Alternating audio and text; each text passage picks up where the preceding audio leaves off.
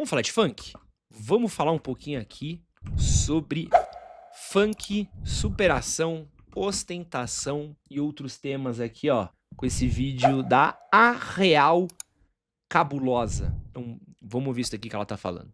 Como o funk de superação se tornou uma aposta para destruir a mentalidade de jovens periféricos cada vez mais.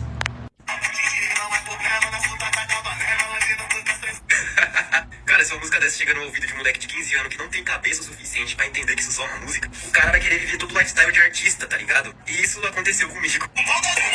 Desde sempre, a ostentação ela foi chave no movimento do funk. Ela sempre foi muito presente no movimento do funk, um fator quase que existencial, independente do que ostentar, seja marca, seja grife, seja mulheres, seja ser desejado. Enfim, a ostentação ela sempre foi presente, ela sempre foi uma validação que os jovens periféricos buscaram bastante. Afinal, a gente sabe que a autoestima do jovem periférico, muitas vezes, ela é muito balanceada, ela é muito de onde você não sabe onde é o seu lugar e para onde você vai.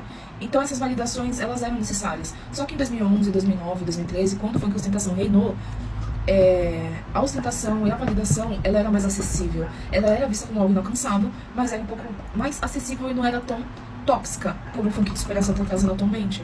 A superação e a validação vinha com uma blusa da Corred, um tênis de 1000. Não tô falando que eram coisas super acessíveis, mas era mais fácil, né, do que você viver na ilha de Garatá, vamos combinar.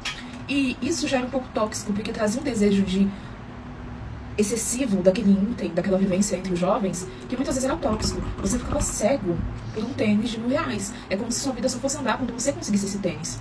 Eu sei disso porque eu fui assim, e eu convivi com jovens assim. Pô, isso daí... Gloob. Errei o áudio. Mas isso daí é uma parada que ela é muito real, cara. Muito real. Eu vou falar por mim, assim, da minha galera, o sonho da molecada que eu andava era ter um Shox. Era ter um Shox, sacou? A gente queria ter um Nike Shox, era o bagulho pra gente que era o sonho que a gente gostaria, andar de Shox.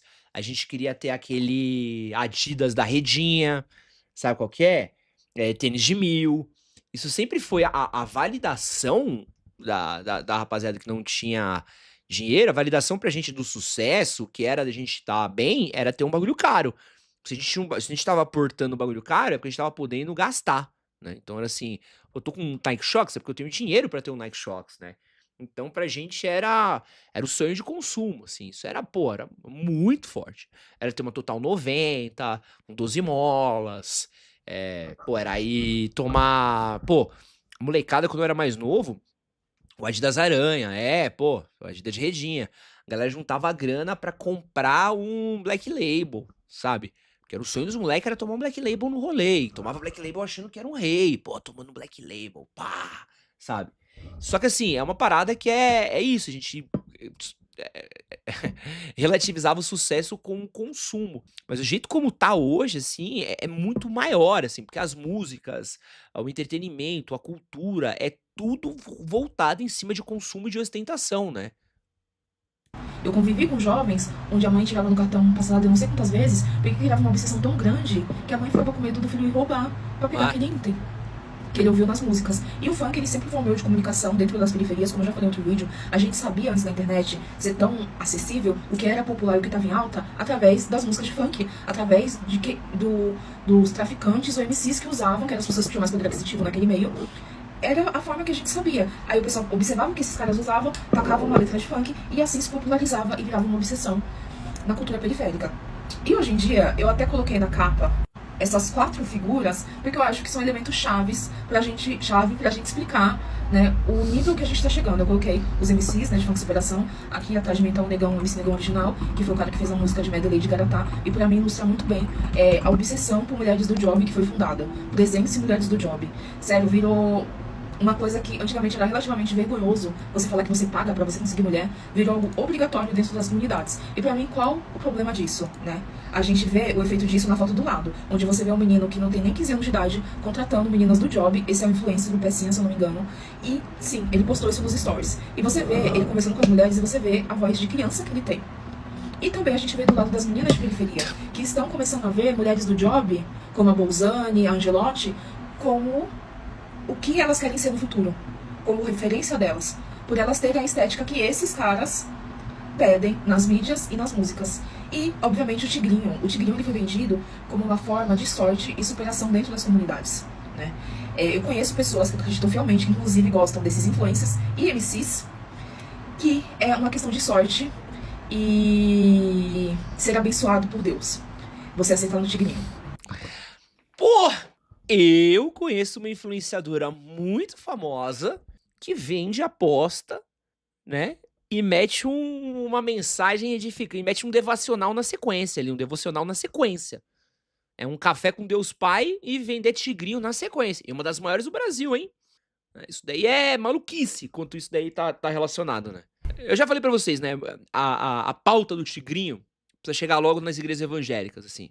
Quando o pastor olhar o dízimo diminuindo, vai falar assim, opa, vai ter que resolver esse BO daqui na surra, tá? Vamos entrar, vai resolver esse BO daqui na chicotada. Mas enfim. E o falso dizer de favela venceu, de que essas coisas são sinônimo de um vencimento social, de um fim de uma desigualdade, de um ato revolucionário e de um marco. Se na verdade isso aqui só é o sistema se retroalimentando da nossa ignorância das pessoas periféricas mais uma vez para se manter. Afinal, as gravadoras de funk são comandadas, as principais de São Paulo, por pessoas da elite. E é de alto interesse da elite que os jovens periféricos foquem nessas coisas antes de qualquer coisa. Gente, ó, vamos lá. Eu tenho um preconceito muito grande, tá? Com funkeiro, influenciador, tá?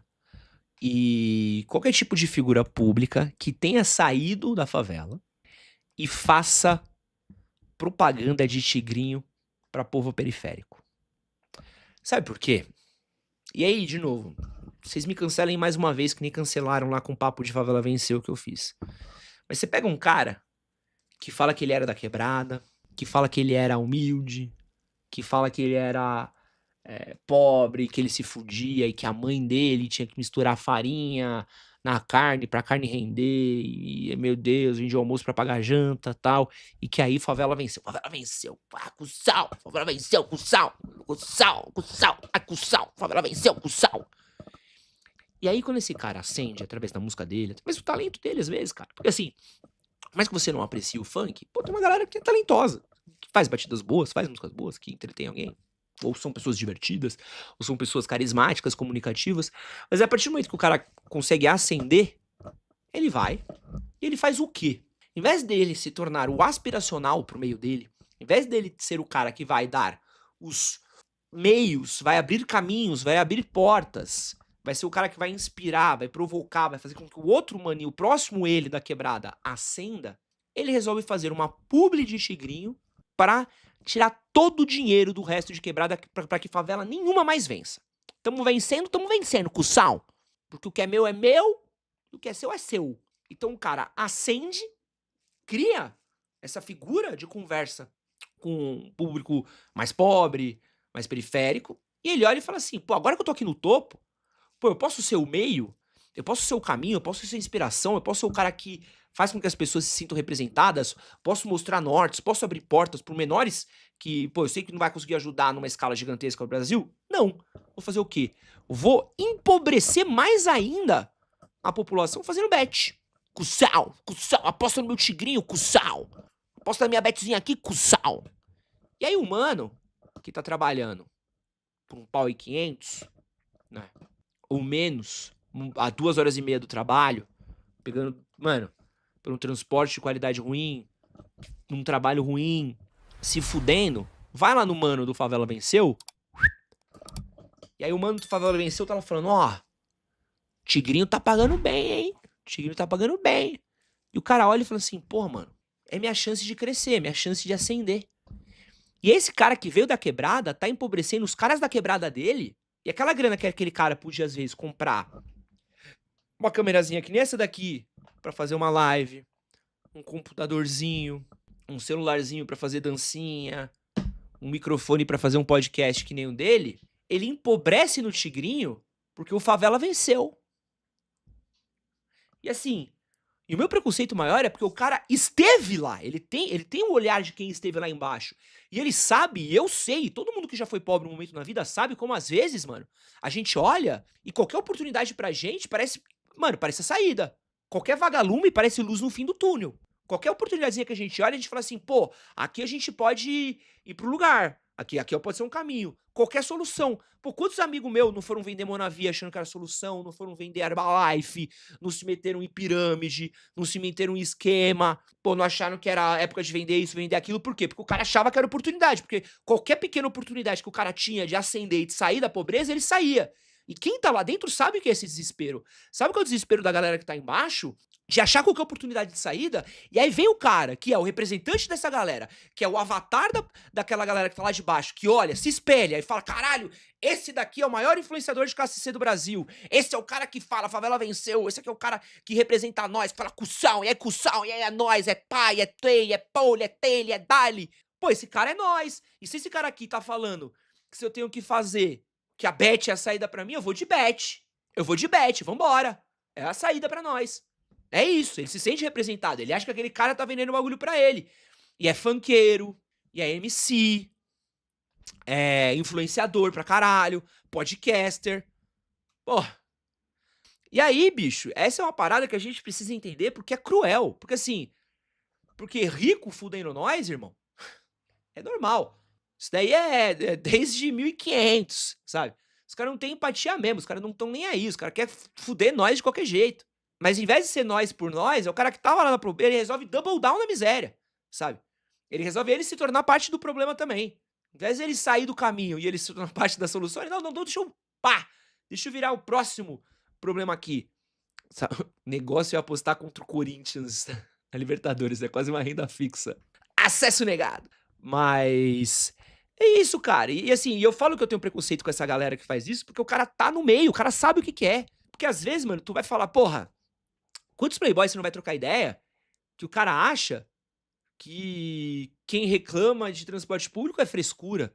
O cara fala, não, mas, gente, metrô na linha verde tem ar-condicionado. Ah, e você reclama do transporte público em São Paulo. A nossa linha é quase Nova York. Nossa linha é quase Paris, quase Londres.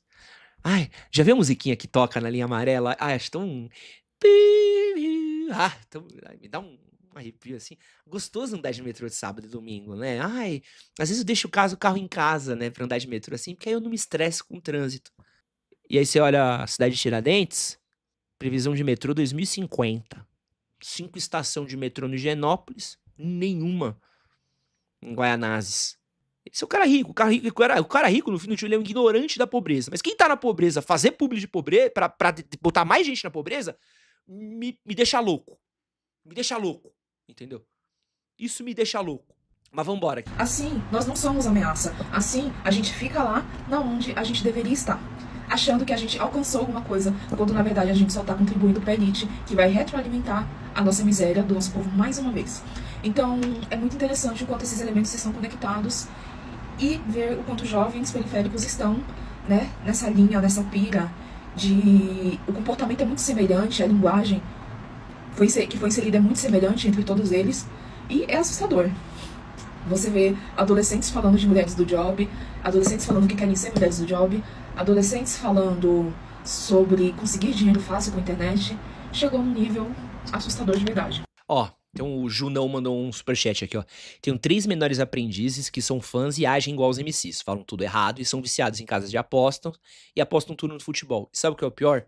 Tudo ansiosos, não conseguem ver vídeo se não for na velocidade 2x. E aí, mano, tem um monte de coisa aí que você vai entrar na parada e dá pra falar, entendeu? É o cara que vai pegar essa cultura de consumo que esse cara tá vivendo, é o cara que vai entrar nessa cultura... Pô, se a gente for falar de crime organizado, então, em letra de funk, dá pra gente ficar até amanhã aqui, né? O cara gravando a estética do radinho no peito aqui, né? Com a AK-47, faz com que o moleque de... Não é só tô falando que eu vivi, né? Eu tô aliciando o cara pro movimento, entendeu? Porque o cara tá falando de uma parte de coisa que o moleque não pode ter, sabe? E o moleque olha ali, vê o funkeiro falando bem, o cara já já entra ali no bagulho porque já tá na conta, entendeu? Cria uma glorificação de uma parada bizarra, né?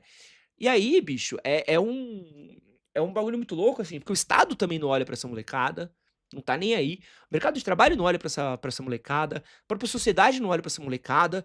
Essa galera acaba sendo aliciada pelo que tem aí, né? Esses movimentos são movimentos que eles vêm de uma de pessoas que estão dentro do próprio meio, que nem sempre são bem intencionadas ou mal intencionadas, mas que eles crescem ali dentro dele mesmo, né? Então, pô, ninguém falava pra classe C. Quem falava pra classe C, cara? Quem falava pra classe C? Quem falava pro pobre? Quem falava dos trappers, dos funkeiros, assim? Ninguém falava. Aí tu faz um podcast que fala sobre isso, a galera vai ver. A galera vai ver a galera que representa eles, sacou? Um cara que canta ali, que tá fazendo show. Pô, olha os shows que. A galera, quem faz show na quebrada, entendeu? Se o Caetano Veloso desce ali pro Campo Limpo, se desce ali pra cidade de Tiradentes. Óbvio que não, mano. Olha que não, entendeu?